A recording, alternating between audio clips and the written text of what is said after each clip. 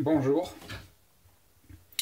Aujourd'hui, on va essayer de faire ensemble un exercice, ou plutôt une partie d'un exercice qui a été donné lors d'un examen du baccalauréat il y a 2 ans.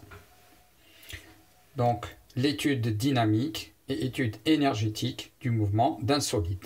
Nous allons faire la partie de l'étude dynamique uniquement. Les mouvements des solides sont liés aux actions mécaniques qu'ils subissent et qu'on modélise par des forces.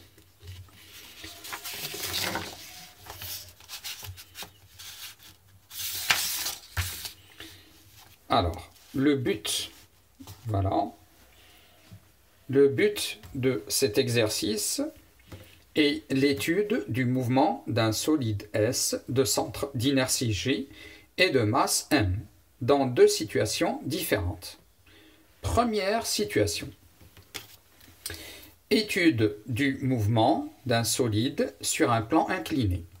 On lance à l'instant T0 égale 0 un solide S de la position O avec une vitesse initiale V0 égale V0 fois I, c'est-à-dire que V0 a le même sens que I, puisque V0 est une valeur donnée. Et une valeur, c'est-à-dire un mouvement, donc une vitesse positive. Le solide glisse selon la ligne de plus grande pente d'un plan incliné d'un angle alpha par rapport à l'horizontale. On étudie le mouvement de G dans le repère OIJ, lié à la Terre, supposé galiléen. Ce sont des choses importantes. Quand vous lisez que le repère est supposé galiléen, c'est pour vous permettre d'appliquer les lois de Newton, parce que ces lois ne s'appliquent que dans un référentiel et un repère galiléen. Alors, l'abscisse de G à t égale 0, c'est x0 égale 0. Ce sont donc les conditions initiales de la vitesse et de la position. Alors, les données. La masse, c'est 0,2 kg. G, c'est 10 mètres seconde moins 2. V0, c'est 2 mètres par seconde. 2 mètres seconde moins 1. Et alpha égale 11 degrés. On suppose les frottements négligeables. Donc, première partie, on va supposer les frottements négligeables. En appliquant la deuxième loi de Newton, exprimer l'accélération A1 du mouvement de G en fonction de G et de alpha.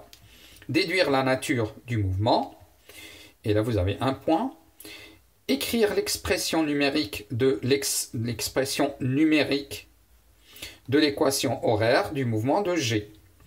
La chronophotographie, donc ça c'est une deuxième partie, la chronophotographie du mouvement de S à l'aide d'un système d'acquisition convenable, a permis d'obtenir la courbe de la figure 2, qui donne les variations de la vitesse Vg en fonction du temps. Donc vous avez une courbe. Or, si vous vous rappelez, sur le cadre de référence, il est mentionné que l'élève doit être capable d'exploiter le diagramme de la vitesse Vg en fonction du temps. Donc, vous devez être capable d'utiliser ce graphe. Deuxième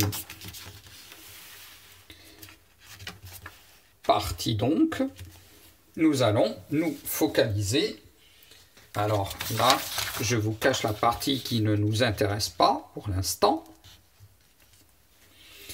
Donc, déterminer graphiquement la valeur expérimentale de l'accélération A2 du mouvement de G.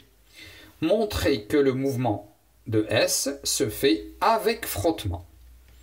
Les frottements auxquels est soumis le solide sont équivalents à une force F constante collinéaire à la vitesse Vg et de sens contraire, c'est-à-dire qu'elle essaie de freiner le mouvement du corps. Déterminer l'intensité de la force F. Voilà. Donc c'est cette partie que nous allons essayer de faire ensemble dans la vidéo suivante. Merci.